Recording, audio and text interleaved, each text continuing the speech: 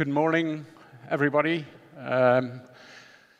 It's a pleasure to see so many of you on this Congress on a topic that is near and dear to my heart, and that is natural gas.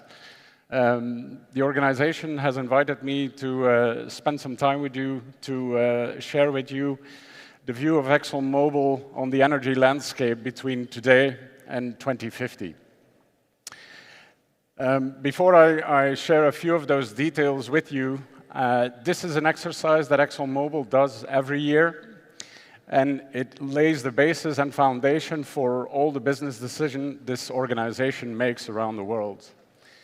I always like to say, as we present it to our senior management, it's the story they need to hear, not the story they would like to hear. And so we do our best to make sure that we're up to speed on the latest developments when it comes to policy, technology, and also energy security and the consumer willingness to change and adjust over time. One important point of view to be aware of for us, this is a forward-looking exercise based on where we are today, taking into account trends and technology, as I came to mention. We build a projection forward. That is different from other scenarios that are being produced by many others who have the tendency to pick a point in the future where they would like to be and work backwards to answer the question, what would it take to get there? To be clear, that is not what I'm about to share with you and how ExxonMobil builds their energy outlook. On this slide, on the left-hand side, you can see over time the amount of energy by energy supply type as we have seen it in the past and all the way to 2050. Starting from the top, you can see that we project oil still to be the largest supply contributor in the energy mix around the world. Notable, of course, that you start to see a plateau in the next decade that we see extend throughout 2050. For natural gas, it's a different story. We actually see substantial growth. We expect the global natural gas market to grow another 20% from today to 2050. The gray line you can see is the one that trends down quite steeply from today forward, despite the rise we have seen in history, and that is coal. So clearly, the world we see is a world that wants to address emissions, and in doing so will lean on renewables, but also very much gas as a lower emitting solution. And so the combination of that oil, gas, and coal, together, of course, with CCS developments that are also part of our outlook, we project that the world would have 25% lower emissions by 2050 than where we are today. Now, just to be clear, that is unprecedented. The world that we project is a world where people strive for more prosperity, for more development, and that comes with higher energy demand, 15% more than today, and yet we would manage to do that with lower emissions. The only time that has happened was in the year 2020, and I don't need to remind you what the drivers were in that year for that reduction. So we do assume that the world is going to trend in a decarbonization era. But to be clear, our projection also suggests that we're not on a journey that would be sufficient to meet the Paris ambitions. More will have to be done, and I'm more than happy to talk more about that at a later point in time. Finally, I guess to finish the slide, you can also see the yellow line on a steep rise, that is wind and solar. We expect that to grow 6% every year for the next 2.5 decades. And that would result in a share, and the shares are on display on the right-hand side of the energy mix, a share of solar and wind at 3% today that would grow to 12% today. That is an enormous growth, but as you can see from the chart, there's still a lot more energy demand that needs to be addressed. So when asked about the key takeaways of our outlook, I would say the solution set we have today will still be the solution set tomorrow, but within that solution choices, things will move going forward. Oil and gas, from our perspective today, covers more than 50% of the energy demand and will continue to do so all the way to 2050. So that's certainly why ExxonMobil still sees the need to invest in the oil and gas business.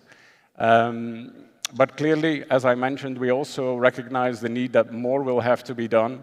And ExxonMobil is active in the lower carbon solution space to also contribute to society's desire to reduce these emissions.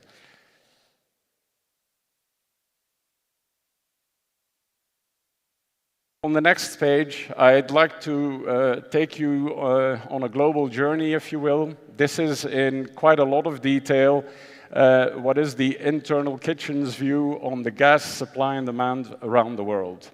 There's a lot going on this chart, so let me try to walk you through it. You can see along the x-axis the various regions in the world. And you can see, I'll start with North America. There's two shades of green there. That is the local production. Dark is what we refer to conventional production. The lighter green is unconventional, and I don't think this is a surprise for this audience. Unconventional has really taken the lion's share of the gas supply in the US. You can see on some of the other bars that there is a yellow section. That would be pipeline gas imports into those regions, and the blue section is LNG imports. So the total height of the bar is the local demand in that region for natural gas. And then finally, you can see a dot, hopefully. If the dot is higher than the bars, it means that local production can meet and exceed the local demand, and therefore, like North America, is a net exporter. You'll obviously see in Asia, the inverse is the case, where a lot of imports will be needed to balance the gas demand. And so a few more stories across the bars. I already touched on North America. Clearly in Latin America, we project that gas demand would grow by 80%, and that, of course, includes our view on gas demand in Colombia, but also places like Brazil and in the Caribbean. There's quite a few countries where we expect gas demand to grow, and that gas demand will require LNG to come to Latin America, in our view. Alongside it, I'll pause in Europe, near and dear to my heart. You can see a story of local production dwindling over time, and the net resultant with pipeline to still meet demand, requiring a fairly constant amount of LNG that still would have to come to Europe. Russia is an important part of the puzzle, and needless to say that there's a lot of contention on that topic. We have to make an assumption in our projection. We do expect an impact of sanctions to last for a decade, and then after the decade, we could expect some alleviation. Needless to say that the times we live in are, well, fluid, and so you can imagine that that is a topic of continuous debate. But clearly, the endowment in Russia is there. The investment climate is a big question mark, and so we'll see how, in the long run, Russia may re-enter, if you will, the export markets and provide supply to the energy demand. The Asia bars, of course, stand out. By 2035, this is a market that has exceeded North America in size, and by 2050, half of that gas demand would have to come from LNG. So that is, of course, a market that will be very influential in LNG. Needless to say, it is already the case today. And to finish off, the Middle East, a known quantity in this space, capable to provide more than what it needs locally, and a big exporter of LNG.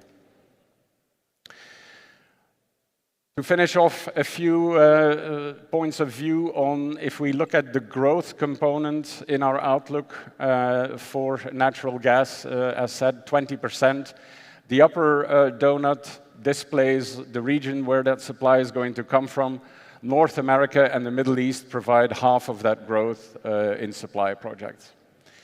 The middle section is just a split, and you can see how 70% of the growth would have to be supplied by LNG. And then the last one, given that ExxonMobil is very active in the unconventional space, we'd like to keep an eye on the share of unconventional in that growth. So 1/3 of that new supply would be unconventional. So from our point of view, the gas market is a place that we see strong growth and a lot of opportunity. And certainly for LNG, it's a business that we firmly believe in on the basis of what LNG has to offer around the world to meet demand and to make various countries prosper and meet their energy needs. So, with that, a final slide where I just want to zoom in now specifically on the LNG piece. On the left-hand side, you can see the solid line, which is our projection of LNG demand as it is part of our outlook. You can see the gray area around it. One of the things we do when we put together this outlook is benchmark ourselves or check what other organizations project. And so you can see, depending on where you look in time, some are a bit more bullish even in the near term. Over time, we tend to see higher LNG demand than some of our colleagues project.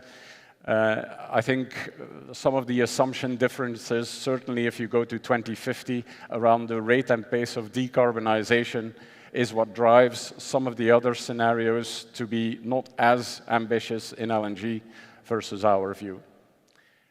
But so we see a strong growth in demand. Clearly, LNG, if the demand is growing, we also need to ask ourselves the question, where is that supply going to come from? And that's what the right-hand side tries to tell you. Clearly, there's an enormous basis already available in LNG supply capacity around the world. And that's what you see in the green there. The blue wedge is the capacity that has taken FID, as we describe that. So the decision has been made, the project is moving forward, and it is in one or the other stage of progress under construction. And you can also see that that already puts us in a place for the next few years to support that rise in demand. Our projection, of course, then, if you go further out, you get to a point that there is a new demand out there that will also need to be met, and that's what the red wedge represents. When we do this exercise, the red wedge for us is not necessarily an alert or a question mark. We just look at projects that are listed, and we just evaluate what are the economic benefits of these projects, and then we put it together such that we can form a view on how the world market will balance. So from our perspective, there certainly are a lot of projects being talked about and on the ambition list. Whether they will all come forward and materialize remains to be seen. What I can share is that the LNG business is a very capital-intense business from a supply point of view. It takes a massive investment up front. And so you want to make sure that there is demand contracted to ensure that the offtake will be there for a supply project. So it is our belief that what we have seen in history, supply projects coming to the forefront, attracting demand that is contracted, and in such a way enabling the world to see this growing LNG supply-demand balance over time. And so that results in a world that from 400 million tons, give or take today, we would see an LNG market in excess of 800 million tons by 2050. That's what I wanted to share with you today. I will also add, if you go to ExxonMobil's website, you type in Global Outlook ExxonMobil, I'm sure you'll find this and much more detail. The time doesn't allow for me today to take you all through that detail as much as I would like to, because this has been a topic that I've spent the last 5 years wallowing in. So I'd encourage the audience to have a look. Thank you. Gracias, doctor Phillips. Invitamos en este momento a que se una a esta conversación el doctor Camilo Morales, secretario general de Naturgas.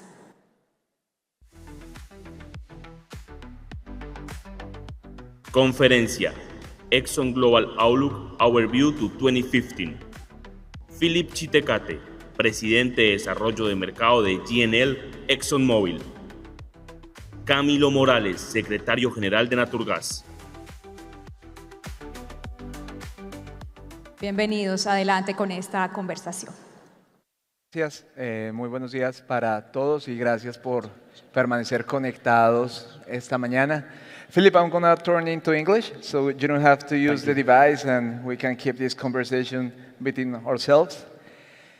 I was taking notes backwards, just to let you know that I fully understood your presentation and I have a few questions to ask you. So first, thank you for the presentation.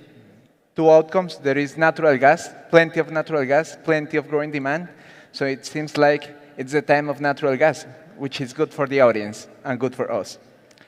Having said that, I would like to hear from your perspective, what are the main trends observed in the global LNG industry in 2024? And how do you see those trends playing a role out into 2025 and beyond? Okay. Well, 2024, I think it's fair to say that we're still seeing the aftermath of the impact of the Russia-Ukraine crisis, which clearly resulted in a steep reduction of pipeline supply from Russia into Europe, which then led to Europe seeking a replacement for that gas demand need on the LNG markets. I think as much as, of course, the price impact was high of that situation, but now has come off over time, it's also a testament, in my opinion, of how well functioning the LNG market is, and that the LNG market is able to connect the dots from supply to where the demand is needed. Clearly, prices went so high that in Europe there was even a switch away from gas to some extent. But so the market is working in 24. I would say the other notable observation is that in that year itself, there were only a few LNG supply projects added to the global mix. But that, I would say, is not something that in the near term we see continue. In fact, on the contrary, I think a lot of people are aware of the projects that I was pointing out that are progressing and that will come online. And so we are expecting actually 24 onwards to be a continuation with a historic trend of growth in supply projects. Another element that I think in 24 was part of the conversation is around the methane emission intensity of LNG. I think the qualities of LNG are, for us, still very convincing. This is a lower carbon intensity fuel that certainly lowers emissions versus coal. But the methane emission intensity is an important topic. We've seen proposals from Europe with regards to regulation and initiatives in Asia. And our company certainly pays attention to that, and I think that is also a trend that will continue to prevail going forward. I think that's a key point. Most of the major companies are still committed to climate change, and I think it's still a reality. We are all conscious of that. Another key word, it's the versatility of natural gas. As you mentioned, it is so flexible that it can supply all energy demands across the globe. But, I mean, we were discussing in the backstage that there is a new word regarding the geopolitical situation, and it's a global disorder, as some of the colleagues of S&P called it in the last IRA week in Houston. Based on that global disorder, I would like to ask you, how does this geopolitical situation affect directly the LNG supply? Yeah. I'll be the first one to admit that the recent days provide a lot of food for thought. And then, on the other hand, when we put together the outlook, internally we'd like to say, when we say 2050, that is the equivalent of 7 administrations further. The type of investments that we make as an energy company also quickly span 20+ years. So for us, it's really important that we focus on that long term. And the long term is a world where we see population growth and economic growth and the desire for still a lot of people around the world to be lifted out of poverty and have more prosperous lives. And that goes hand in hand with a higher demand and need for energy.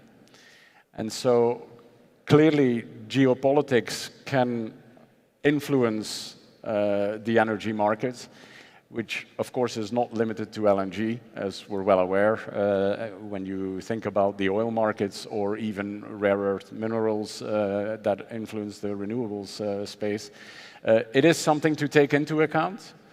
But I do think that in the long run, for every nation around the world, energy is so fundamental that solutions are found. And if some geopolitics trend to make it difficult, then people are creative, other projects come to the forefront. And so we have strong confidence that also the LNG market will continue to be able to meet the demand that manifests itself globally out there. Yes, it is very important because every year's conference we try to bring a voice from every part of the world. We have Andreas here bringing the voice of Europe and trying to give us some ideas about the situation with the supply of natural gas. Carlos also give us some ideas about the situation in Latin America. So we have plenty of information about the supply of LNG worldwide and how it's working. Because in Colombia, we are in an inflection point. We've been a local producer of natural gas for the past 50 years. We were on a good situation, but now we are facing a challenge to solve energy security issues. And based on that, I'd like to ask you, how have different countries are managing energy security? And in the case of Colombia, in particularly, as I told you, we are declining our reserves and we need to find new sources of energy to secure the supply. So how do you see countries are managing the fact of energy and the idea of energy security, sorry? Yeah, well, I think on the list of examples is actually very long. If I think about Europe, I think I already pointed to it.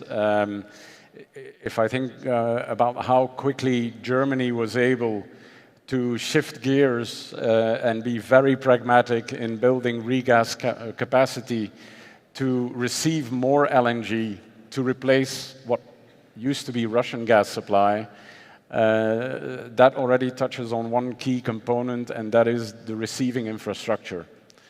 Clearly, that is required to connect yourself with the LNG world.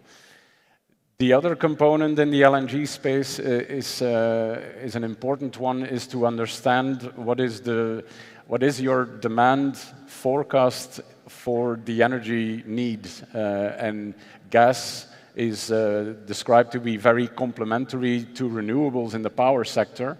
And gas has that versatility to ramp up when it is needed. But so clearly that describes a picture where the demand might be varying over time.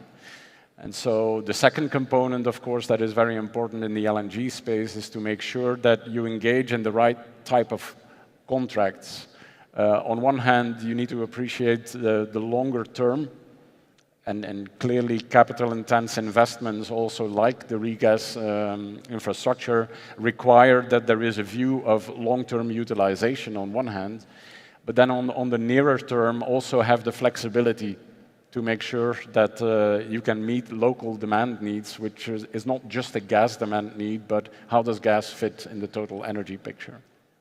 And yeah, the example, I think Brazil nearby is another good example where they have, what is it? It's about 4 times the gas demand of Colombia, but I think as we speak, they have almost 7 or 8 times the amount of regas capacity. And so that really enables them to complement the otherwise hydropower, but if hydropower lets them down, LNG is really able to step up and continue to provide the electrons that the population needs. So in summary, I would say the infrastructure components, the right level of contracting in place, those are fundamental considerations to indeed make sure that a country can meet its energy demand going forward with LNG. And obviously, making the decision in the right time, that will be crucial for every country. Yeah. Well, Philip, I think we have had a fruitful conversation. For us, this idea of 2050 is just around the corner, to be honest with you. And in Colombia, and for the International Gas Union, we believe that natural gas is essential for human growth. In the case of Colombia, we are tackling energy poverty. We are trying to improve the industrialization of our country, to reduce emissions and basically face the real problems that we have in our country through the use of natural gas. So I think this was a very important conversation. I would like to thank you and making the time for coming to our conference. It was a very comprehensive presentation, and thank you so much for your time this morning. Thank you. Pleasure. And thanks, everyone.